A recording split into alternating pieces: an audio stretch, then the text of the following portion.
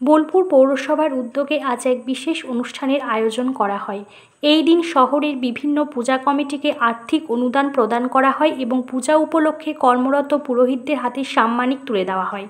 পৌরসভার এই উদ্যোগে পশ্চিমবঙ্গ সরকারের এসআরডি-এর চেয়ারম্যান মাননীয় শ্রী অনুব্রত মণ্ডল মহাশয়, বোলপুর পৌরসভার চেয়ারম্যান মাননীয়া শ্রীমতী পর্ণা ঘোষ মহাশয়া এবং প্রশাসনের পক্ষ থেকে বেশ কিছু পুলিশ আধিকারিক ও অন্যান্য বিশিষ্ট কর্তা ব্যক্তিরা উপস্থিত ছিলেন।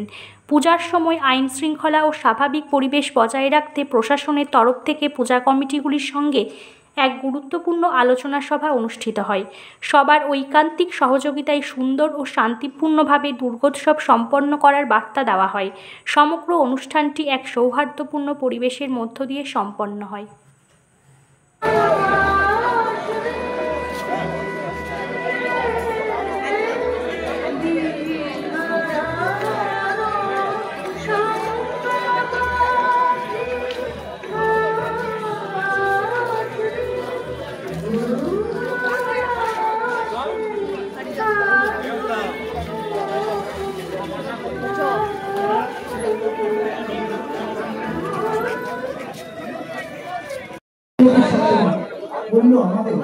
আমাদের বাঙালিদের আর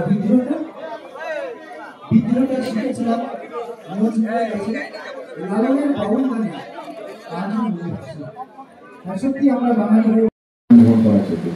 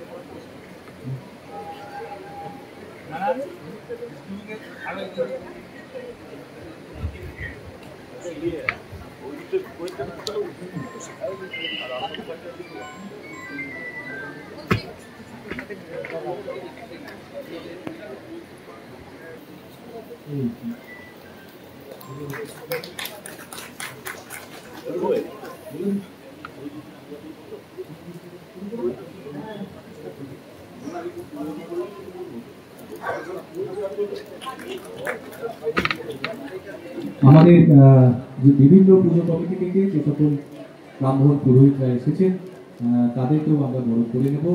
বরণ করে নেওয়ার জন্য অনুরোধ জানাচ্ছি আমাদের বোলপুর পৌরসভার কর্মচারী বৃন্দদেরকে।